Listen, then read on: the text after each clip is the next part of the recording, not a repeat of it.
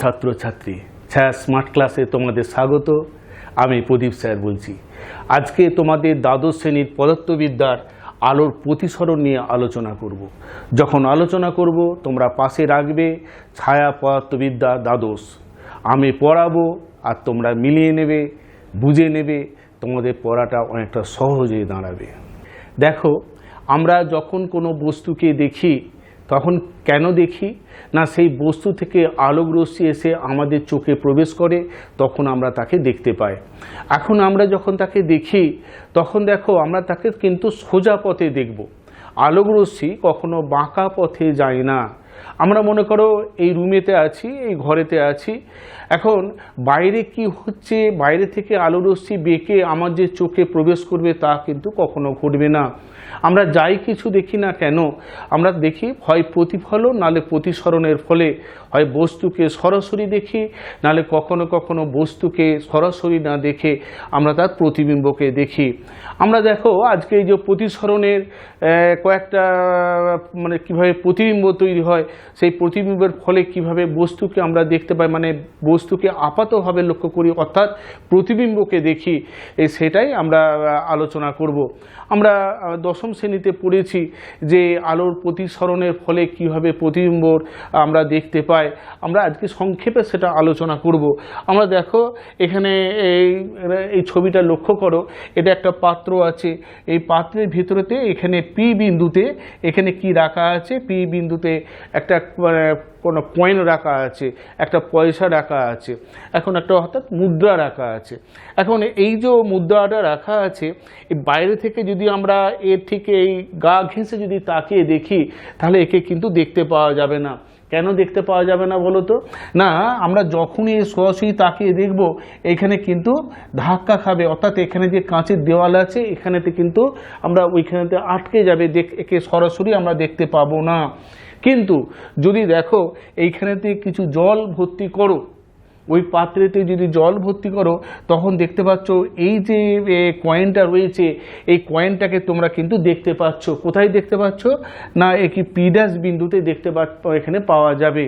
কেন দেখতে পাওয়া যাবে না, এখান থেকে যখনই আমরা জল এখানেতে ভর্তি করলাম, এখান থেকে কোনো আলো রশ্মি যখন যায় ঘন মাধ্যম থেকে লঘু মাধ্যম, এটা ঘন মাধ্যম হয়ে গেল, অর্থাৎ এটা 1 নম্বর মাধ্যম। যদি ঘন মাধ্যম ধরি, এটা মনে করো লঘু মাধ্যম হলো।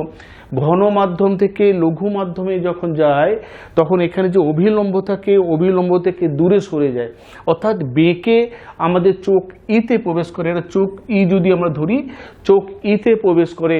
চোখ কিন্তু এই বাঁকা পথে একে দেখতে পায় না, এই বাঁকা পথে এখানে দেখতে পায় না।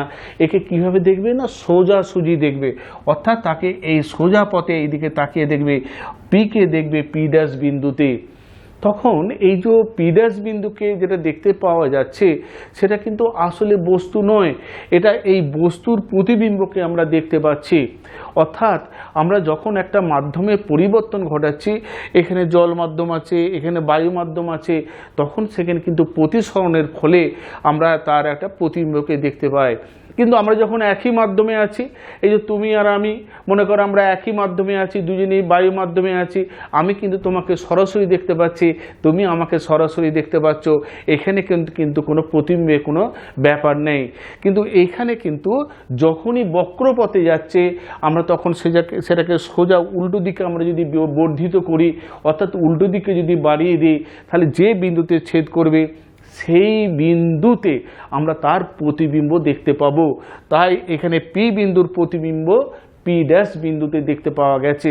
আমরা আর একটা উদাহরণ দেখো, এটাও আমরা খুব জানি যে কোনো জলেতে মানে কোনো পাত্রের ভিতরেতে যদি কোনো একটা লাঠিকে ডুবিয়ে রেখে দিই, একটা লাঠি আছে মনে করো, লাঠিকে যদি এখানে ডুবিয়ে রেখে দেওয়া হয় তাহলে কি হয় না, ওপর থেকে যদি তাকিয়ে দেখি, ওপর থেকে মানে কি, যদি বায়ু মাধ্যম থেকে, এই চোখটা বায়ু মাধ্যম আছে, এই চোখকে আমরা ই দ্বারা লিখছি, এটা বায়ু মাধ্যমে আছে, বায়ু মাধ্যম থেকে যখন আমরা এই কোনো ঘন মাধ্যমে তাকিয়ে দেখব, তাকিয়ে দেখলে কি দেখব কি, লাঠিটা যেন বেঁকে গেছে, লাঠিটা এইদিকে বেঁকে আছে। কেন বাঁকা মনে হয় কেন না, বাঁকার কারণ হচ্ছে একই কারণ, প্রতিসরণ।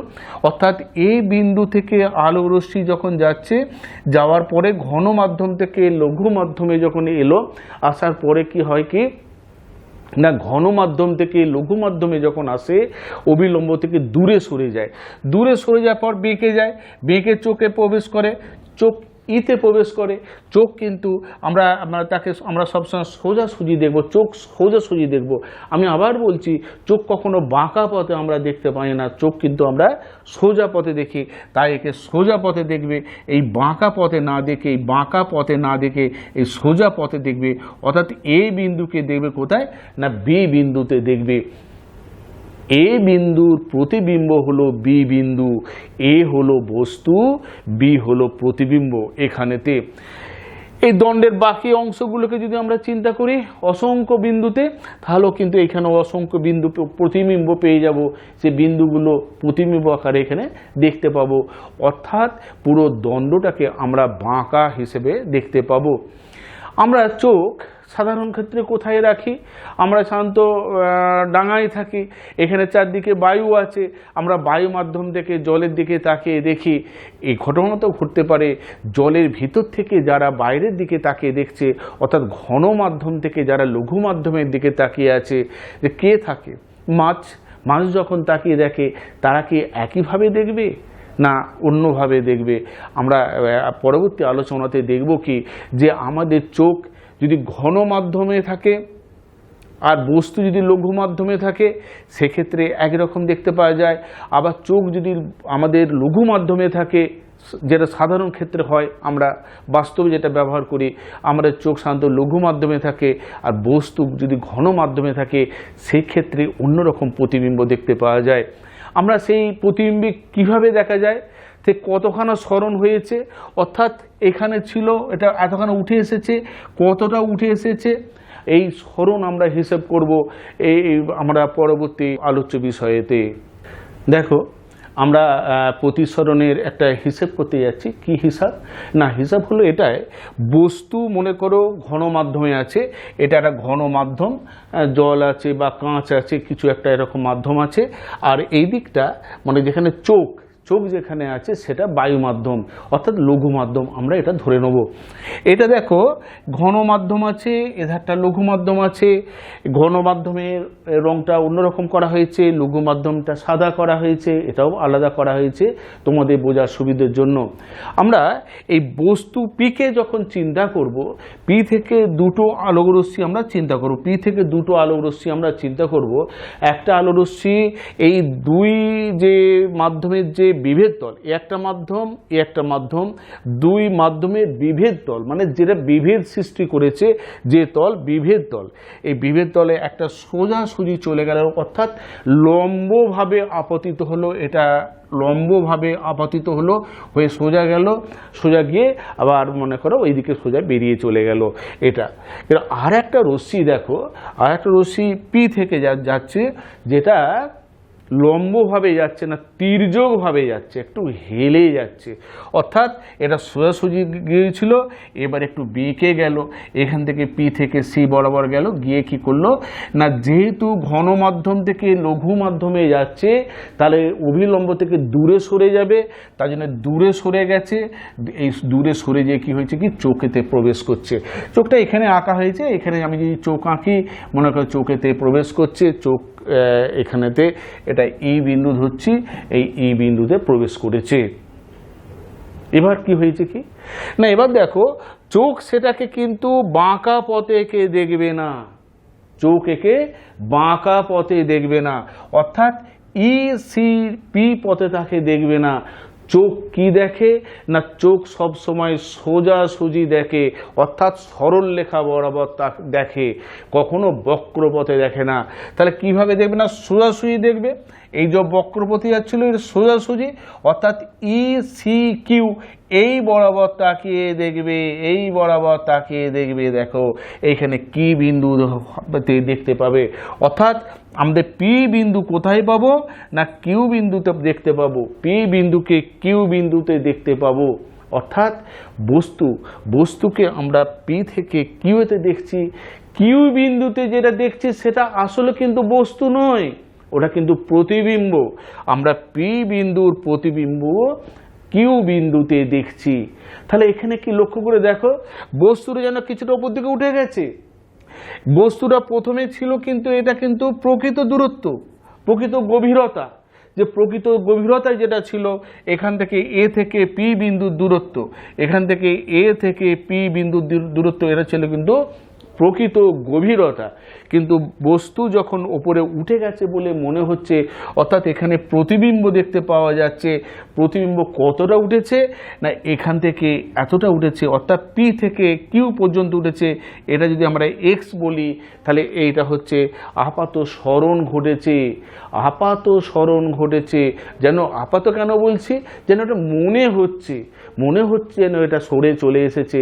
আসলে কি সরে চলে এসেছে প্রকৃতভাবে তা নয়, কিন্তু তার জন্য এটা প্রকৃত সরণ না করে আমরা বলছি কি আপাত সরণ, অর্থাৎ পি থেকে কিউ বিন্দুতে তার আপাত সরণ হয়েছে।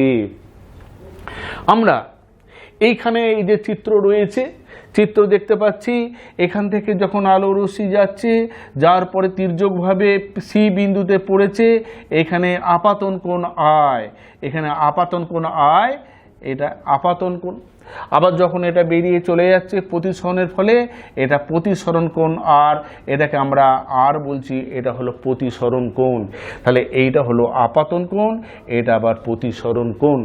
চিত্রটা লক্ষ্য করো, এটা লম্ব আছে, অর্থাৎ পিবি লম্ব আছে, আবার এন ড্যাশ লম্ব আছে। তাহলে এখান থেকে রশ্মিটা যদি এইখানে এসে হাজির হয়, তাহলে এই দুটো সমান্তরাল সরলরেখা, আর ডি কিউ হচ্ছে ওদিকে ছেদক, দুটো সমান্তরাল সরলরেখা, আর এখানে ডি কিউ হচ্ছে ছেদক। তার জন্য এই কোণ ইকুয়াল টু এই কোণ হবে, অর্থাৎ এই কোণ যদি আর হয় এই কোণটাও আর হবে। আমি আবার বলছি, দেখো এই দুটো রেখা সমান্তরাল, দুজনই লম্ব। এখন এই আর ছেদ করেছে কি, ডিকু ছেদ করেছে, এই কোণটা যদি আর হয় এই কোণটাও হবে আর।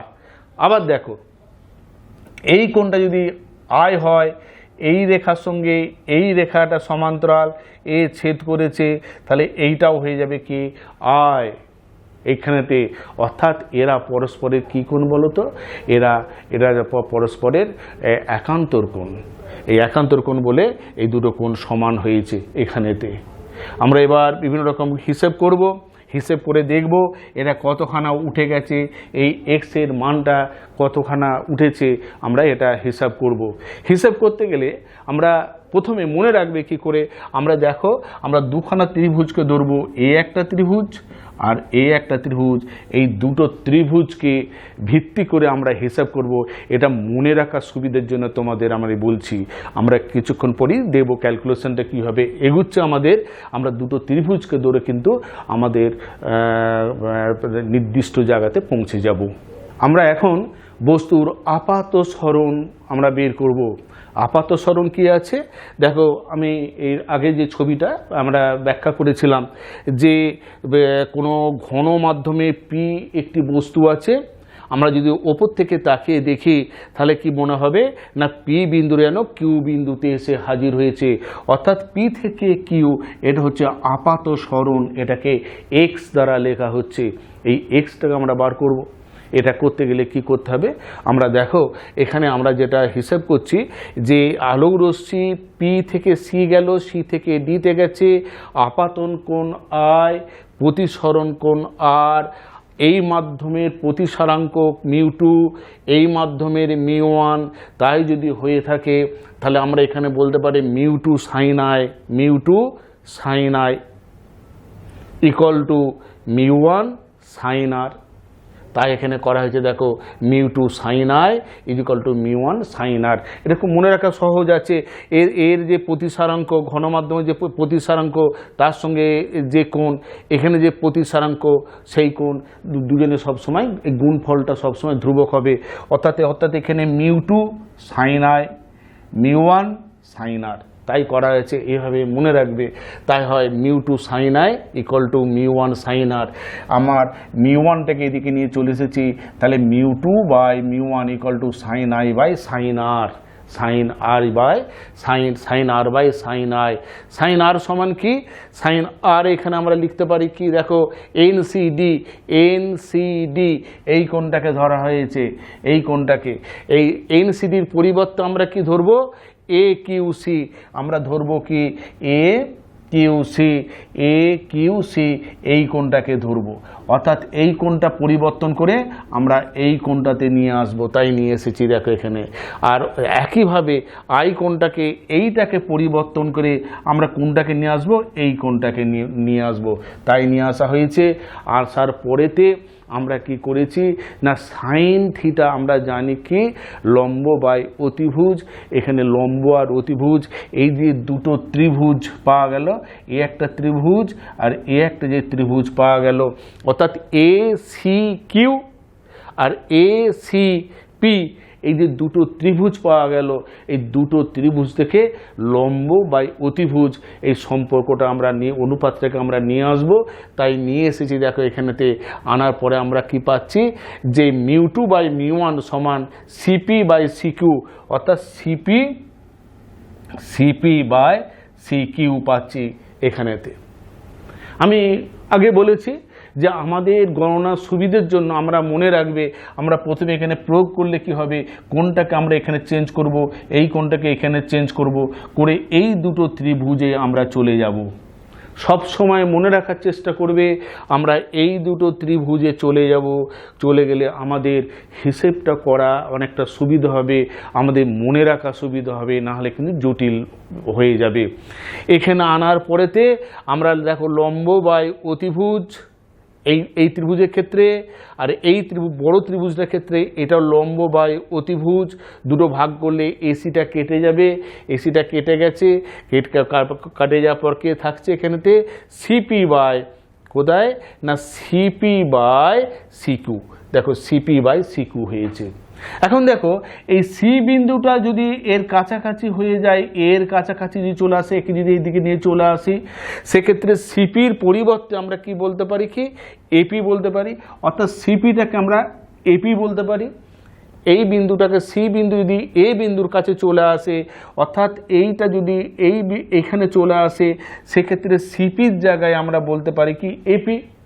একইভাবে আমরা সিকিউয়ের জায়গায় বলতে পারবো কি একিউ। আমরা তাই পরিবর্তন করছি, সিপির জায়গায় আমরা বসাবো এপি আর সিকিউয়ের জায়গায় বসাবো একিউ। তাই যদি বসায় তাহলে আমরা কি পাচ্ছি দেখো এখানেতে যে এপি মিউ2 বাই মিউ1 AP by AQ, AP by AQ আমরা এই সম্পর্কটা পাচ্ছি। এবার দেখো এই যে সম্পর্কটা এখানেতে এটা লঘু মাধ্যম আছে, লঘু মাধ্যম যদি এটা বায়ু হয় সেক্ষেত্রে মিউ1 সমান আমরা 1 ধরতে পারি, আর এই ঘন মাধ্যম মিউ2 এইটাকে যদি আমরা মিউ ধরি, এইটাকে যদি আমরা মিউ ধরি তাহলে আমরা কি পাচ্ছি বলো তো, না আমরা লিখতে পারি কি যে মিউ2 জায়গায় আমরা লিখছি মিউ আর মিউ1 জায়গায় লিখছি 1, তাহলে এটা হবে কি মিউ বাই 1 মানে মিউ, আর এপি বাই একিউ এই একটা সম্পর্ক পেলুন, mu is equal to AP by AQ, AQ AP by AQ. তাহলে কি না এখান থেকে আমরা মিউ সমান আমরা বলতে পারি কি এপি সমান কি, এপি হচ্ছে কি প্রকৃত গভীরতা।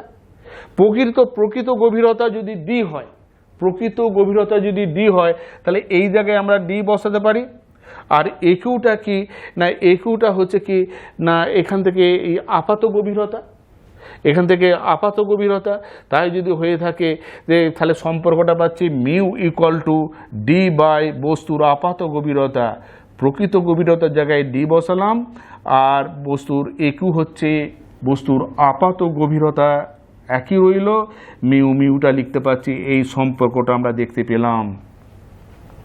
এই সম্পর্ক থেকে কী পাচ্ছি দেখো, তাহলে বস্তুর আপাত গভীরতা তাহলে কত, আপাত গভীরতা যদি একু হয় আমরা তাহলে এটা এদিকে নিয়ে চলে এলাম, তাহলে মিউটাকে যদি তলায় নিয়ে চলে আসি তাহলে বস্তুর আপাত গভীরতা সমান ডি বাই মিউ, বস্তুর আপাত গভীরতা হলো ডি বাই মিউ। এই একটা নতুন আমরা সম্পর্ক এখান থেকে আমরা দেখতে পাচ্ছি। তাহলে এখানে একু সমান ডি বাই মিউ, বস্তুর আপাত সরণ যদি এক্স হয়, বস্তুর আপাত সরণ মানে কি যেটা প্রকৃত অবস্থান ছিল এটা যতখানা সরে চলে গেছে বলে মনে হচ্ছে প্রতিবিম্বের জন্য, সেই সরণটাকে বলা হবে আপাত সরণ। সে আপাত সরণ যদি এক্স হয় তাহলে এক্স সমান আমরা কি বলতে পারি বলো তো, এক্স সমান আমরা বলতে পারি যে এপি মাইনাস একিউ, এই এপি মাইনাস একিউ, এই একিউ, এই পর্যন্ত যদি একিউ হয় তাহলে এইটা হলো এক্স, অর্থাৎ প্রকৃত গভীরতা মাইনাস আপাত গভীরতা, তাহলে সেটা হচ্ছে সরণ।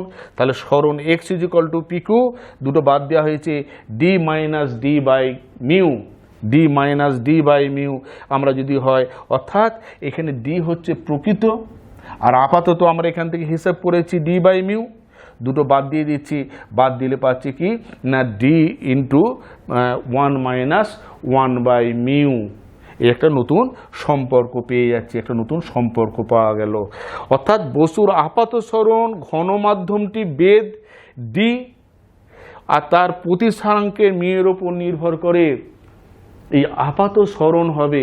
অর্থাৎ আমরা যখন লঘু মাধ্যমে চোখ রাখবো, ঘন মাধ্যমে বস্তু থাকবে, বস্তুটা আপাতভাবে কতটা উঠে এসেছে যেটা মনে হবে সেটা কার ওপর নির্ভর করবে, কতটা উঠে এসেছে এটা কিভাবে নির্ভর করবে, দুটো জিনিসের ওপর নির্ভর করবে। দেখুন এই ডি এর ওপর নির্ভর করছে আর মিউ এর ওপর নির্ভর করছে। ডিটা কি না মাধ্যমের বেদ আর মিউটা কি মাধ্যমের প্রতিসরাঙ্ক, এটা প্রতিসরাঙ্ক যেটা আছে তার উপর নির্ভর করছে।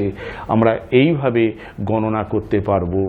দেখো এখন যদি আমাদের অনেকগুলো মাধ্যম থাকে, অর্থাৎ D1 D2 D3 D4 dot dot dot dot DN পর্যন্ত থাকে, অর্থাৎ আমরা যদি মাধ্যম থাকে এইভাবে পরপর অনেকগুলো মাধ্যম থাকে, D1 এটা D2 এটা D3 এটা D4, এইভাবে অনেকগুলো যদি মাধ্যম থাকে আর আমরা যদি ওপর থেকে তাকিয়ে দেখি সেক্ষেত্রে মোট বস্তুর আপাত সরণ কতটা হবে আমরা হিসেব করতে পারবো।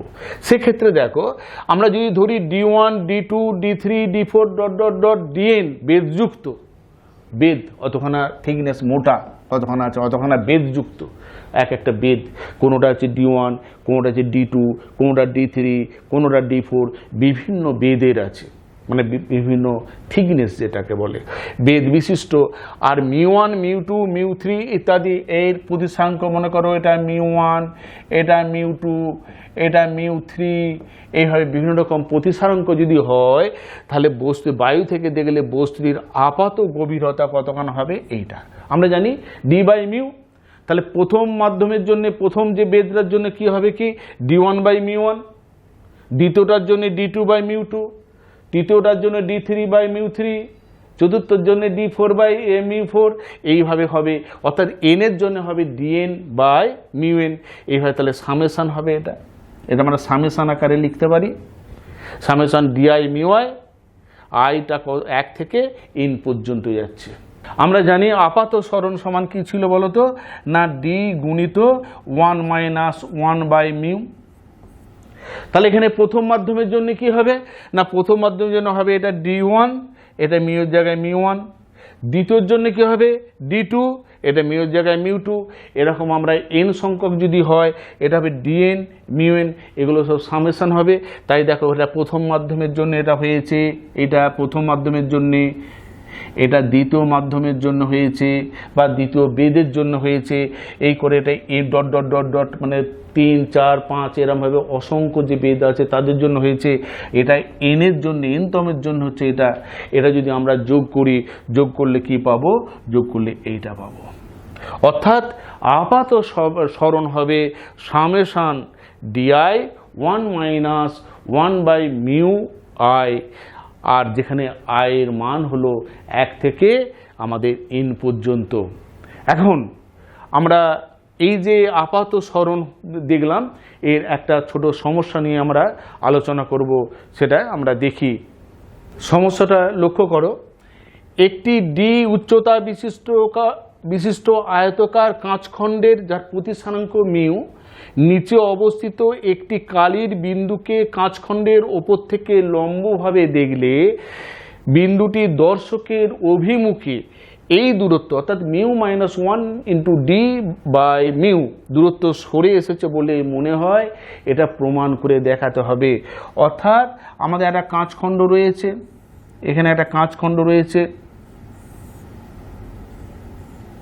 কাঁচখণ্ডের নিচেতে এখানে একটা একটা বিন্দু আছে, কাঁচখণ্ডের নিচে একটা বিন্দু আছে।